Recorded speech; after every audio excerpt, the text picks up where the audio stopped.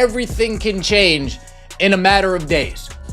It was all good just a week ago. We beat up on the Chicago Sky a few days ago.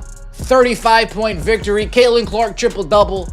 Indiana Fever riding high. Indiana Fever fans riding high. Caitlin Clark supporters riding high.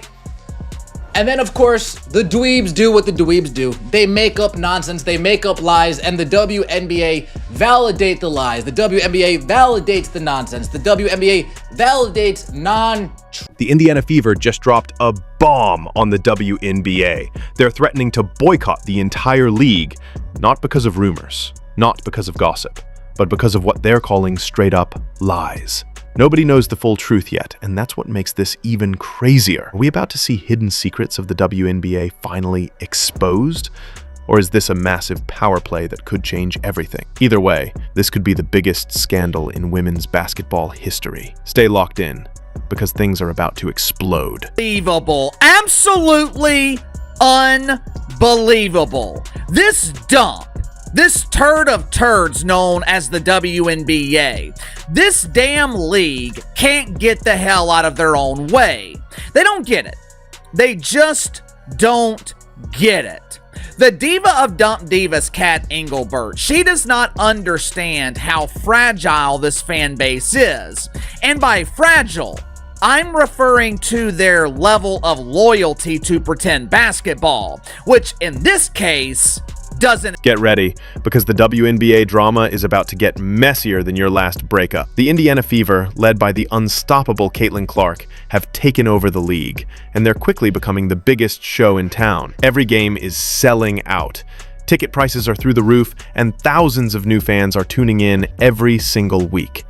This team isn't just winning games, they're redefining the future of the WNBA. With Clark leading the charge, the Fever are bringing a whole new level of hype, energy, and attention that the league has been craving for years. The question is, can the WNBA handle it? I think the number one thing you'd be talking about after that game, after that amazing performance from Caitlin Clark, the triple-double, the amazing passes, the crazy shots, you'd think we would be talking about basketball. The number one thing you think we'd be investigating is how nobody else in the WNBA has ever done anything like Caitlin Clark is doing. We should be investigating the fact that Caitlin Clark's 4 threes in that game were more exciting than, like, if you go to 2022 and check out the top 10 plays of the WNBA season, her 4 threes in that game were more exciting than those 10 plays. Literally. Like, what she does in one game is single-handedly more exciting than anything we've ever seen in the WNBA. Despite the Fever's rising success, the WNBA and even some so-called loyal fans are pointing fingers at them. Why? Because Fever fans are showing real passion? Or because Caitlin Clark had one tough play against Angel Reese? It almost feels like the league is trying to silence their momentum, to shut down the hype, and unfairly target their rising star. But the more they push back, the louder this fan base gets, and the harder it is to ignore what's really happening.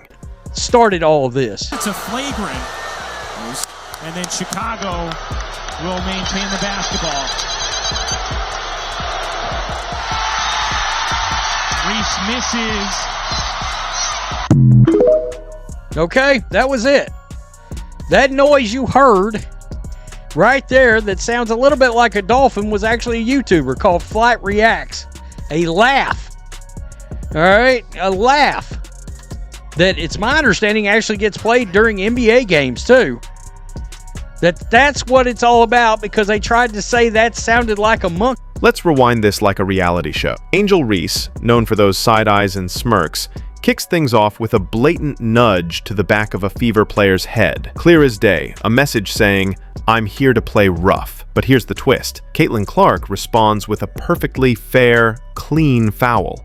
100% within the rules. Instead of keeping it real, the league and some fans flip the script, painting the Fever as the villains and spinning wild conspiracy theories about racism in the stands. Meanwhile, Angel suddenly becomes the untouchable hero, the martyr of the story, while her first move gets wants to admit. Television. It's been the most polarizing conversation in all of sports over the last 24 hours rather.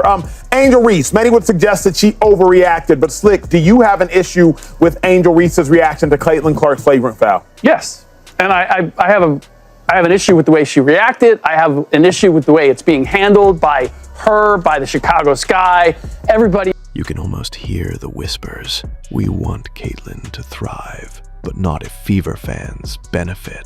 In other words, the WNBA wants growth, but only if it fits their script of victimhood and staged drama. It's like the league has decided the best way to boost its profile is by sabotaging the very team that's keeping it alive. Instead of celebrating real competition and fan support, they're pushing conflict and distractions, and in the process, they're burying the true potential of the game. The question is, how long before fans call them out for it? Really thankful. They continued to show up for us, and they make a lot of noise. Like, they're into it. They're not just sitting there. Like, they're invested in this basketball. It's great for our league. It's great for every team that gets to come and play here. I think we've had a lot of great battles, and they've helped us win a lot of games on this floor. So, you know, like I said, hopefully we can bring the playoffs back here and give them a taste of it, because they deserve it. It's been since 2016. So, you know, it's only going to get better and better from here on out. And here's the shocking truth. The same fans being accused of racism, they're the ones breaking records, showing up in massive numbers, and keeping this league alive. So what's really happening here? Is it about racism, or is it jealousy, control, and a bitter rivalry fueled by Caitlin Clark's rise to stardom? If it's drama you want, Caitlin Clark is now the league's most polarizing figure since sliced bread. Meanwhile, Angel Reese, love her or hate her, is painted as the WNBA's chosen antagonist. And Fever fans? They're being used as scapegoats for every ounce of tension. But let's keep it real. Without Caitlin Clark and the Fever, this league would still be struggling to fill half-empty gyms with free ticket promos and awkward silence. Now, arenas are sold out, jerseys are flying off the shelves, and basketball is finally impossible to ignore. Yet instead of celebrating, some are trying to shut it all down. But here's the bottom line. No amount of petty drama can overshadow what really matters.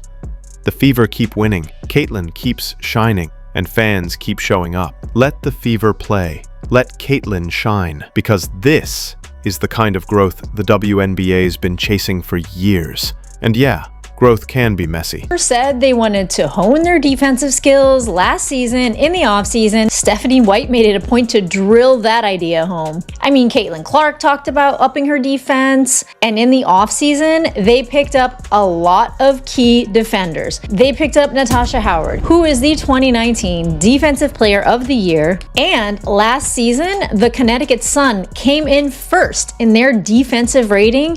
So what did the Fever do? They took Stephanie White, they took Keith Porter, they brought in Dewana Bonner, and they said, we're doing. So what's really behind all this chaos? It all goes back to that infamous play. The one that blew up social media and turned into a full-on PR crisis for the WNBA.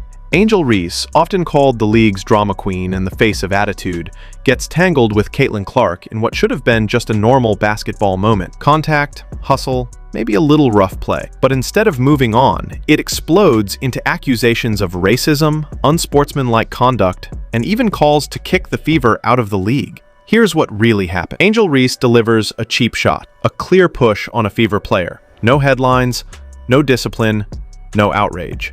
But the second Caitlin Clark answers back with a clean, textbook play, suddenly the narrative flips. The Fever fans get branded as racists, the league raises concerns about behavior, and the media jumps in like sharks smelling blood. What should have been a simple in-game scuffle got turned into a national soap opera. It's like somebody switched the sports channel with a daytime talk show. And at the end of the day, the conversation once again shifts away from basketball and straight into identity politics. The game itself completely overshadowed.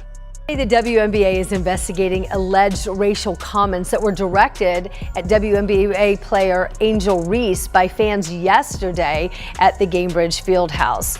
Actually, that game was on Sunday. The Players Union says it supports, on Saturday rather. The Players Union says it supports the investigation and condemns all forms of hate and discrimination.